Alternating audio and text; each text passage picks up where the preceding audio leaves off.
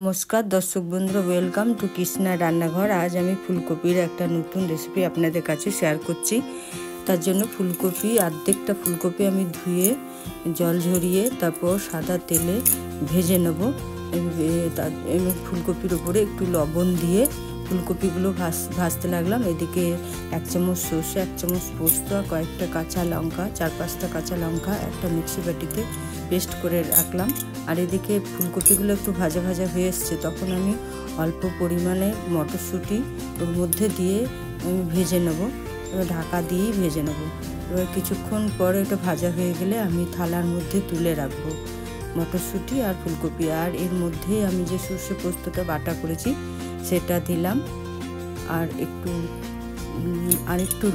हलुद, सामान्य हलुद देबो, खूब बेशी हलुद देबो ना, एकटु लवण और स्वाद मतो चीनी दिए आमी मेखे बेश भालो करे माखबो जाते फुलकपिर भेतरे सर्षे पोस्त ढुके।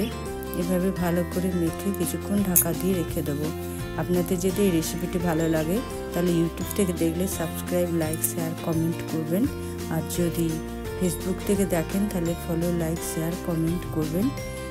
এইভাবে কিছুক্ষণ ঢাকার পর দেখুন অনেকক্ষণ ঢাকা হয়ে গেছে। এদিকে আমি কড়াইয়ে সর্ষের তেল দিয়েছি আর তার মধ্যে দিয়ে দিলাম কালো জিরে। তারপর ফোড়নটা যখন হয়ে এলো তখন আমি ওই যে ফুলকপিগুলো দিয়ে দিলাম আর তার মধ্যে থালা ধুয়ে কিছুটা জল দিয়ে দিলাম। আর নারকেল কোড়া ছিল হাফ মালা থেকে একটু কম নারকেল আমি কোড়াটা দিয়ে দিলাম। দিয়ে কিছুটা জল দিয়ে কিছুক্ষণ ঢাকা দিয়ে দেবো। আরও কিছুটা নারকেল কোড়া দিয়ে ঢাকা দিয়ে দেবো। এবার আর কিছুক্ষণ পরে আমি একটু লবণ, একটু চিনি, আমার মনে হলো কম হয়েছে তাই আমি আবার একটু লবণ আর একটু চিনি দিয়ে দিলাম আর কয়েকটা কাঁচা লঙ্কা চেরা দিয়ে দিলাম। এবার কিছুক্ষণ ঢাকা দিয়ে রেখেছিলাম। এরপর দেখুন হচ্ছে হয়ে গেছে। এরপর আমি একটু কাঁচা তেল দিয়ে নামিয়ে নেব। আপনাদের যদি এটা ভালো লাগে অবশ্যই কমেন্টে জানাবেন। দেখুন আমি তেল দিয়ে দিলাম। এরপর আমি আস্তে আস্তে এগুলোকে তুলে নেব।